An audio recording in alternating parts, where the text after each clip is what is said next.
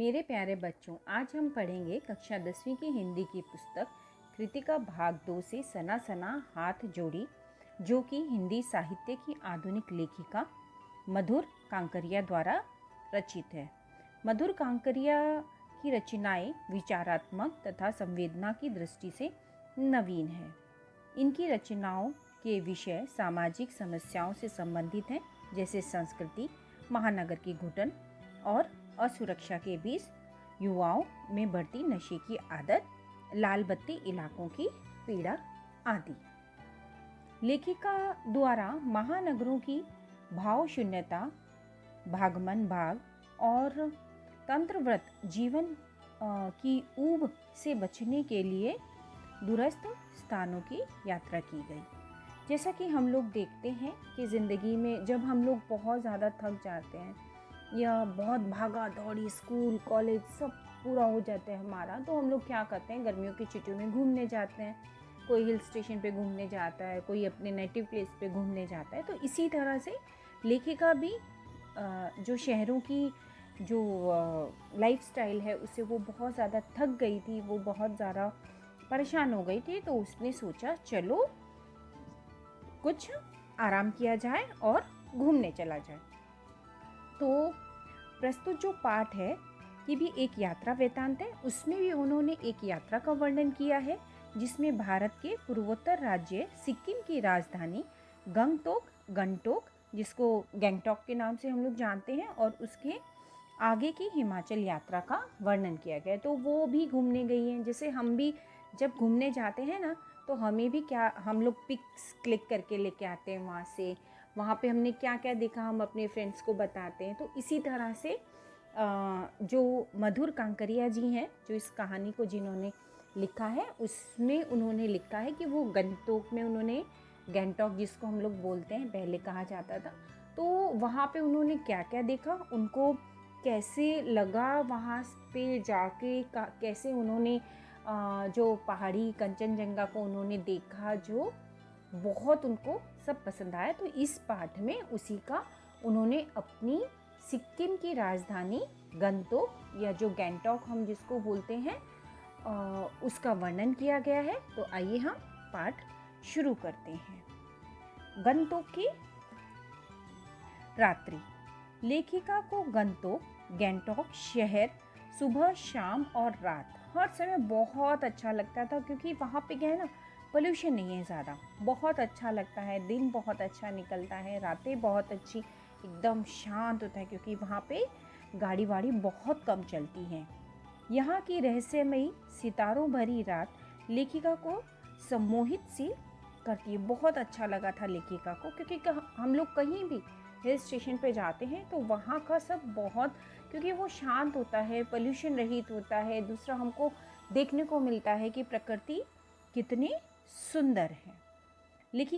लेखिका ने यहाँ एक नेपाली युवती से प्रार्थना के बोल सीखे थे। सना सना हाथ जोड़ी गर्दहु प्रार्थना, रामो जीवन तरमो कौशली, जिसका हिंदी में अर्थ क्या है, छोटे छोटे हाथ जोड़कर प्रार्थना कर रही हूँ कि मेरा सारा जीवन अच्छाइयों को समर्पित हो।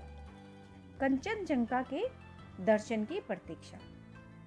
सुबह लेखिका को युमथांग के लिए निकलना था, जिससे कि उसकी आँख खुलती है, वह बालकनी की ओर भागती है, क्योंकि वहाँ के लोगों ने उसे बताया था कि मौसम साफ हो तो बालकनी से भी कंचनजंगा, जो हिमालय की तीसरी सबसे बड़ी चोटी, दिखाई देती है।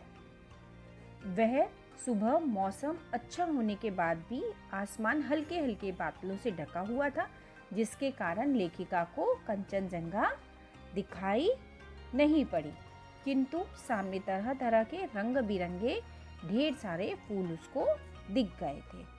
बौद्ध पताकाओं का युमथांग में महत्व। गैंगटॉक से 149 किलोमीटर की दूरी पर युमथांग था।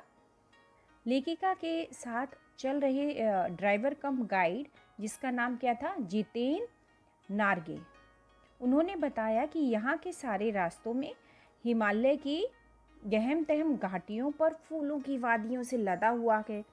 इतना सुंदर दृश्य। आगे बढ़ने पर एक स्थान पर एक कतार में लगी सफेद बौद्ध पताकाएं दिखाई दी। तब नार्गे ने उन्हें बताया कि यहाँ की एक बौद्ध जो कि बहुत मान्यता है, जब भी किसी बौद्धिस्ट की मृत्यु होती है तो उसकी आत्मा की शांति के लिए शहर से दूर किसी भी एक पवित्र स्थान पर 108 श्वेत पताकाएं फहरा दी जाती है। पताकाएं होती हैं झंडे, जिनको बोलते हैं ना, सफ़ेद रंग के झंडे, और उन्हें उतारा नहीं जाता, वो अपने आप ही नष्ट हो जाते हैं।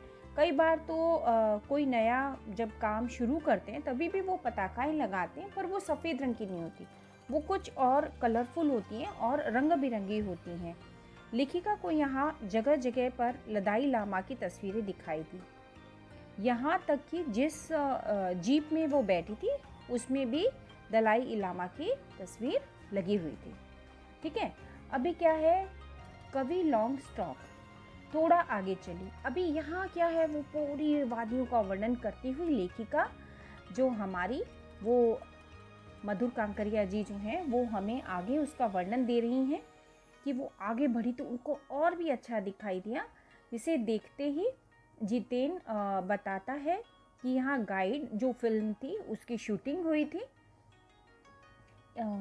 इसी स्थान पर तिब्बत के चिसखेन बसन ने लेपचाओ के सोमेन में कुंज तेक के साथ संधि पत्र पर हस्ताक्षर किए थे, तथा उसके बाद यहाँ पर एक पत्थर स्मारक के रूप में भी है।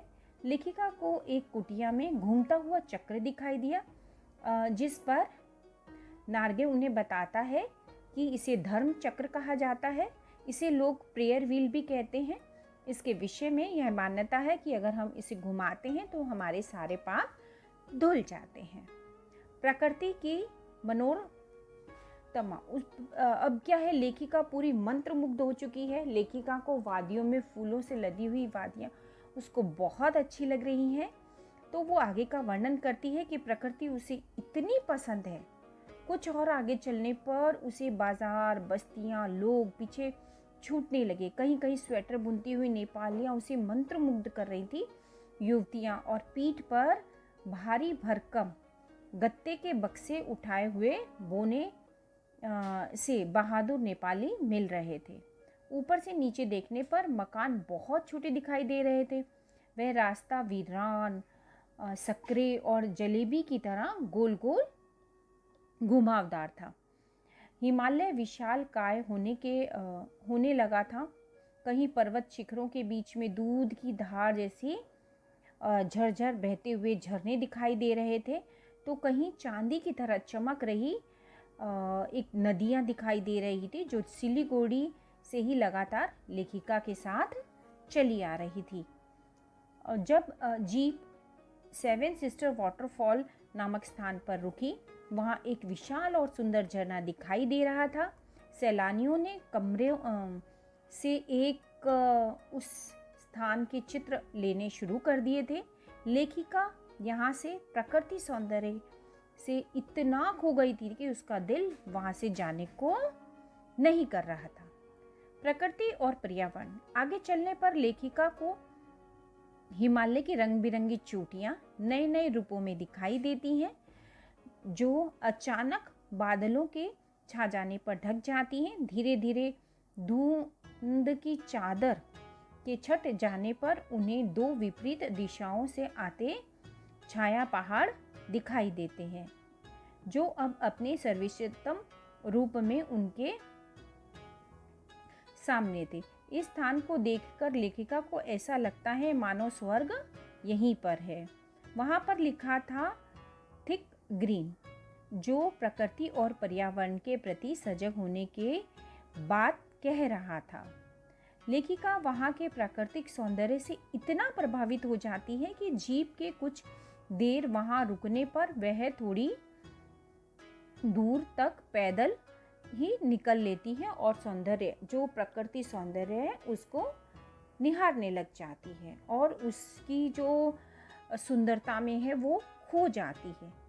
तो कुछ दूर चलने पर जो पहाड़ी औरतें होती हैं ना, वो पहाड़ की तोड़ने की जो आवाज़ से लेखिका का जो ध्यान है वो भंग होता है कि वो कहाँ चल रही है, लेखिका को पता ही नहीं है, क्योंकि वो इतना सुंदर दृश्य है कि मानो कहीं स्वर्ग उतर आया हो। तो यही पाठ को आधे को हम यहाँ रोकते हुए इसका अगला भाग मैं अगले वीडियो में करती हूँ। धन्यवाद। नमस्कार।